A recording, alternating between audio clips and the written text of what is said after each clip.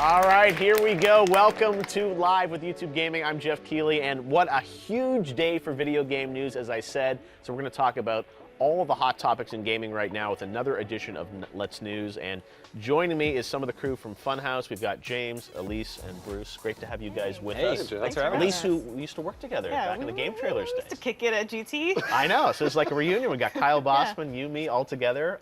Anyways, guys, this is the biggest day ever, I feel like, for video games. This is like E3 today. And you're having us on your show. I know, and it just Time happened to be a Thursday where we happened to be doing our show. So let's start with what happened at 8 a.m. this morning, which was the announcement or the first trailer for Red Dead Redemption 2. Rockstar all week has been dropping teaser art, teasing the new sequel to Red Dead Redemption, and the trailer came out today. Before we do anything, it's only just a little longer than a minute. Let's take a look at the announcement trailer for Red Dead Redemption 2.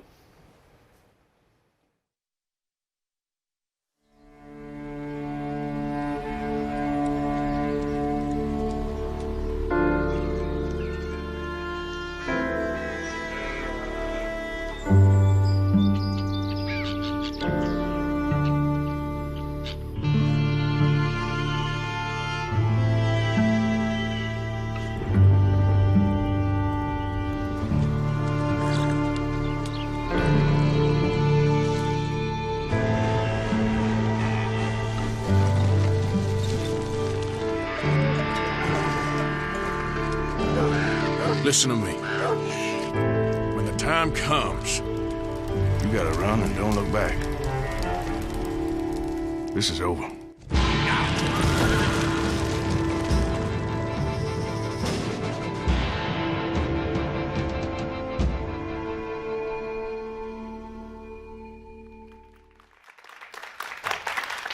Amazing.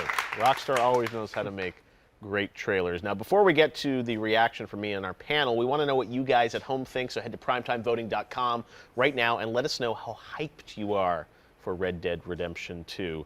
All right, so let's get into this. Elyse, let's start with you. Everyone sort of knew this game was probably in production. Rockstar hasn't put out a new game since Grand Theft Auto 5, so when they announce something, they show something, people go crazy. What was your reaction to this? It was more of kind of a teaser trailer, I think, than a full-blown, kind of epic, 10-minute trailer, and people's minds go in a lot of directions about what they expect. But what did you think of it? Yeah, like you said, I think we all expected it was kind of coming. We run a news show on The Know, and we've reported on rumors about Red Dead 2. So we weren't necessarily surprised, but I loved the way that Rockstar dropped it, doing the 3 tweets. Yep. Like the teaser images. I love the production cycle of it, that they announced it and it's coming out 6 months later. Like Bethesda did that with Fallout 4, and I just love that the hype train, it's just enough time to really get us excited. Yep. And the trailer's kind of short. It's compared to what we saw of the Wii Switch. Yep. Because I watched those trailers almost back to back. Yes. It felt as if this was just a bit of a tease, but it was still really cool. And that moment at the end when they all run up on horseback is super powerful. Right, and I think that's the thing is a lot of people wonder, what's interesting about this is they put the trailer out, they don't tell it, there's not a lot of interviews or information around it, so people are kind of speculating. Some people are saying, feels like this might be a prequel to Red Dead Redemption. Is that John Marston in there? Are some of the other characters, characters that may have died in Red Dead Redemption, not to spoil stuff, but what was your take, James, on where this is set? What did you glean from that trailer about the game? Well, the big thing, this threw me right back to when they first teased GTA 5, and they just showed people walking on streets with a little bit of music and stuff. Yes. It's like they're like, story is second to the world you're going to be That Phil playing Glass trailer, in. which is amazing, it was just sort of, showing the environment. I almost prefer it that way, but the problem is then I just want more. And it's really tough because everything is such a tease. Rockstar knows how to do it. Like you said, they're not doing interviews. They just kind of put this out there, and I want to know more. I'm not huge into Red Dead lore, but I just want to know, there's a fire over there. What's going on over there? I just want to know what I'm able to play with inside this world, and it's kind of killing me. It does kind of look more like a prequel, though, from everyone's hinting at. People were saying, it's like the buffalo and the train. Does that suggest what time it is? Yeah. And I think, some of the the voice line, a lot of people are sort of suggesting maybe that may be a character from the first game, but a younger version. I mean, no one knows, and I think that's part of what Rockstar wants you to do is sort of start to wonder and speculate. Yeah. But you're right, like when you see this world, and to me, when you see the quality of the visuals, and you remember playing Red Dead Redemption, it's like you're like, oh, I can see how amazing it's going to be just to like explore this world, and even just like the different times of day. That shot with a canoe. It's like you can be that person in the canoe. So Bruce, Red Dead is going to be a phenomenon when it comes out. Did you want to see more? Do you think that Rockstar held back too much? I don't think they held back too much. I immediately wanted to see more once the game was done, the Red Dead Redemption, and it was just because you would see this huge open world and you wanted to do everything in it. And with GTA 5 you were able to sort of explore, and you're like, oh, I can do this, or I can do this, or I can drive this car, I can kill this man or whatever. And in Red Dead it was a little more limited, and that typically isn't Rockstar's style. And so I think that's why they've expanded this universe now, because they're like, well, no, yeah, this is going to be GTA 5, but with Red Dead in the Red Dead world. So go crazy.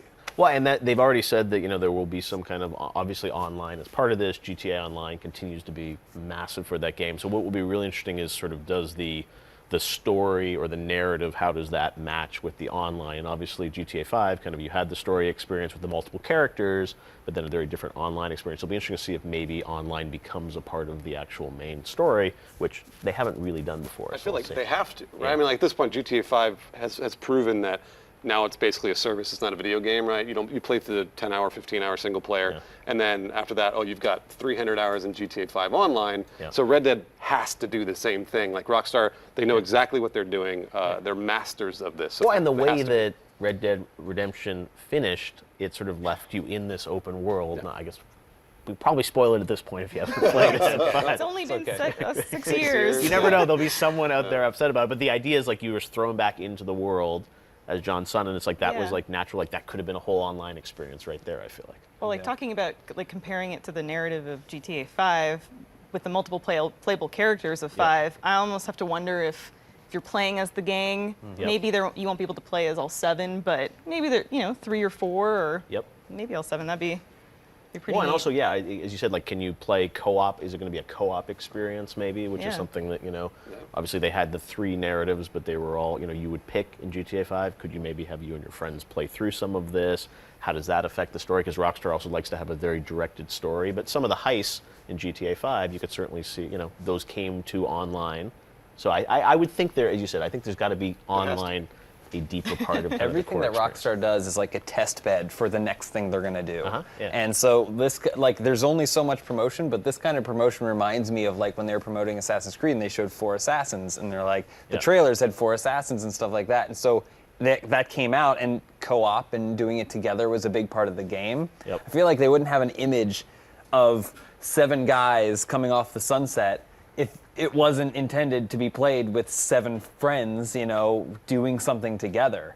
And I think an odd number. Yeah, absolutely. Right. But that's the thing. That's what's great is like people can speculate about this. Who knows when we'll hear more about it? I feel like they've put this out, let it sort of sit there for a while, and fall 2017 is still a bit of a ways away. But who knows? My first reaction after seeing the trailer end, I was like, Fall 2017, no way. No way. I'll see you in 2018. Yeah, and they can do that because they're Rockstar and they can do whatever they want. Oh, and that's the thing is I'm just excited that they finally confirmed what they were working on. The industry needs Rockstar to kind of, they always push the industry forward with everything they do. So it's nice to see that they're gearing up for another big game, because some people I think started to wonder, it's like, are they going to be like Valve and just kind of like stop making, story-driven games because it's been so many years since GTA. Clearly it's not, and this is going to be a huge experience. So hopefully we will hear more soon about it. But a pretty cool piece of news, but not to be outdone by Rockstar. I'm sure this wasn't planned out, but Nintendo dropped this huge megaton amount of news this morning. Earlier today at 7 a.m. Pacific. We've known this as Project NX since March of 2015, but details have been scarce until now. And this morning, Nintendo, of course, announced the Switch, and this is a trailer that you can watch right here on YouTube. It's interesting. It's sort of a teaser trailer in many ways, too. We're not getting a lot of info from Nintendo about all the elements of how things work and what's the battery life and whatnot, but this was a video kind of selling you the promise of this they're describing as a home console that you can sort of take on the go.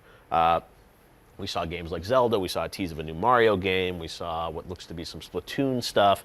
Bruce, let me start with you. NX, we've had sort of over a year to guess what this is going to be. Lots of leaks about what it was. Turned out a lot of those were right. So this thing, how does it fare compared to Wii U? Are you more or less interested? Well, so I was very, very less interested in Wii U. Okay. So, because like with the Wii, I got the Wii and I spent $250 and sort of had, a month or two's time with it, and everybody enjoyed the motion control. And then after that, it was sort of like, well, it's just collecting dust. Yeah. So with the Wii U, I heard my friends reviewing it and saying, oh yeah, it's okay, it's all right. So with this, now I'm like, well, they really got to convince me. Yeah. So somebody else has to hand this thing to me, and I've got to use it for a few days to see if I ever want to actually buy it. But in terms of the things that they're doing in the trailer, it's kind of perfect for what I'm doing. So we're always going different places, and like we're traveling on planes all the time, and it's absolutely perfect for that lifestyle. Yeah. I hope that's what it does. I hope the trailer shows everything playing perfectly. Skyrim on the plane. Yeah, I'm totally fine with that. So, Elyse, you love Nintendo games. I do. This was interesting about this trailer to me is that it felt like it was very much geared at the core gamer. You don't see a lot of kind of like kids and families, and it's sort of like it's kind of more mature approach to Nintendo. Not a lot of cute Marios dancing around. It was sort of more Skyrim, NBA games like that. How did this appeal to you compared to what you're expecting? It does really feel like it's for a 20-something person who's on the go, and this is going to be their home to mobile transitional device. It appealed to me huge. I'm the opposite of Bruce. Nintendo could hand me a paper bag full of mush, and I would eat it up. A funny story, when the Wii U came out, I ran through a Target parking lot in my pajamas to get it, and bought two, and one for Kyle Bosman. Yeah. Actually. Okay. But that was very sweet of you. Hopefully paid you back. He did. But we were the only two people that had our Wii U's. Okay. So I'm incredibly excited, and I love the experience with my Wii U, being able to take the tablet and go sit with my little intimate tablet and play. Yeah. This I love, like Bruce said, the option of being able to travel with it, because that tablet does not have the free roaming capabilities that I hoped it would. I'm excited that Nintendo is trying to appeal to more of a core gamer as opposed to kids. And not really competing on graphics though. I mean, everything we saw there, it's like I think it looks good. It's all mobile stuff. Yeah. But it's like it feels like it's like Zelda, Breath of the Wild. I mean, you're sort of like that. It looks sort of like what I saw before. Maybe a little higher resolution, a little bit better, but it's not dramatically different. So I think people have said maybe the graphics are around kind of what you get now on some consoles. So that's interesting. They're not playing the power game, but they are playing the portability game. James, is this something you see adding to your sort of your lifestyle, as carrying a second device alongside your cell phone? Well, what Elyse failed to mention was that I drove her to the parking lot, which she had to run through. I had no time to park. I had to get in there. She was going to share the Wii U. Like Elyse, I'm somewhere probably between the two of them, where every single time I'm like, all this leading up to the NX news, I was like, whatever. I'm going to get this. I'm going to get it. But then I may only play it for a week, or I may only play it on planes. I don't know yet. Yeah. It's just kind of this weird thing. It appeals to me. I'm really excited. What I'm most excited about is they're showing Wii U games. Right. So I don't know what's new for it. Is it going to be completely backwards compatible? Are they just going to let me pay $9.99 a month and then access all things Nintendo? Everything? These are things that could be huge game changers. Yep. But for now, I like how it looks. It looks like it's fun, and it almost seems. I'm not sure about that controller though. That you have the two sides you put in, you got to little turn D-pad sideways. and stuff. Oh, man. I think the Pro controller you saw that Yeah. to me as the home console makes sense, but the other sort of thing with the two side panels going in, I'm not sure how comfortable. It seems like sacrilege, but I almost wish that they would just set it up to Bluetooth. Yep. You want to use a PS4 controller, you can use a PS4. You want to use an Xbox controller, you can. I know that'll never happen. You never know. It's a new but Nintendo. That would be great. You said Nintendo would never make an iPhone game either, right? That's true. So you never know. But we want to hear what you guys think at home. What is the bigger news to you? The Red Dead Redemption 2 trailer or the Nintendo Switch? You can go to primetimevoting.com right now and let us know between those two which one you're sort of you think is the bigger story today and for you as a gamer. One thing that people want to know about this system, I think, too, is the games. We know Zelda's there. We assume that'll be at launch in March. They teased a Mario game. As you said, they sort of had some Mario Kart stuff in there, some Splatoon stuff. I don't know if those are new games or new experiences. Is this the kind of thing that you think, even if Skyrim or NBA 2K is playable on this on the go, are you going to pick to play a game on this over like a traditional console, especially multiplayer games where your friends are? I mean, James is onto it. If there's a whole library of Nintendo games that I can play for $10 a month or whatever, and I can bring that with me, then we're in. That's great. But buying an individual game and like being like, okay, here's another 30 or 40 bucks or whatever, and then bringing that along. That's why I just don't know if like it was interesting the third-party stuff that they showed there were like big mainstream games, and I'm not sure like people are going to buy Skyrim for this. Yeah. I mean, maybe if it's something that you really want to play the campaign on, that Bruce mentioned, you can bring it on a plane. And that's the only, except for a PC, the only way that you can necessarily do that. Yeah, I mean, it's good to show support, but that's why I would think hopefully developers are going to make brand new bespoke things, and that's why it really, I think, comes down to Nintendo. But one interesting thing that may happen is that a lot of Nintendo's development resources have been on, the portable space and then the home console space. So I wonder if they start to bring those teams together and sort of, they have double the manpower to make games for this. Because I would think they're probably going to make fewer 3DS games. That's just a guess, but I don't know. I don't know if we should rule out the 3DS yet. I'm almost hoping that maybe the Switch would support like 3DS cartridges in some way. Still, I don't know if it will, but that's what I've been waiting on for the Wii U. I'm like, why can't we play 3DS games on this? I know. I don't have a 3DS. But that's the type of stuff, like all these, devices, it's less about the device, it's more about, the software. So you're right. What if you could play the entire Nintendo library on this? What if you could, somehow put 3DS, cartridges in this and it becomes this kind of repository of all the Nintendo goodness? Then it becomes sort of this Nintendo-like iPad. New Metroid. We get that too. Yeah, and this thing is, it was a very encouraging, I think, reveal. You go back to Wii U, where I remember that E3 and how terrible that press conference was, Nintendo Land. It was clear that sort of like, the messaging even of what Wii U was, they struggled with. I think the name is really good, right? It's the Switch. It's like switch between home and portable. It's like the games look cool. It seems to be presented in kind of a mature way. So I think everyone's like open-minded about what it's going to be. And the big question is like, when are they going to share more? Sort of like Rockstar, they've kind of given us this tease. We don't know, tomorrow are they going to share more? Is it going to be weeks or months? That's what's going to be kind of interesting to see when we even see one of these things, on our set. Yeah. When can we get Reggie to bring by? Reggie, if you're out there, bring by the Switch. We're waiting for you. We miss you. He's in the parking lot. This isn't a problem that like everyone faces, but for me, the fact that it appears to be small is awesome. That I can just like cram it away somewhere and then like boop when I want it and then boop when I need to charge it or whatever, like is so good, because like stuff like the original Xbox One reveal, it's like Godzilla's knocking at the door. Like it's terrifying. You're like, I'm gonna have to clear out 3 or 4 other consoles just to make room for this. But this looks like it can go anywhere. And I kinda like that.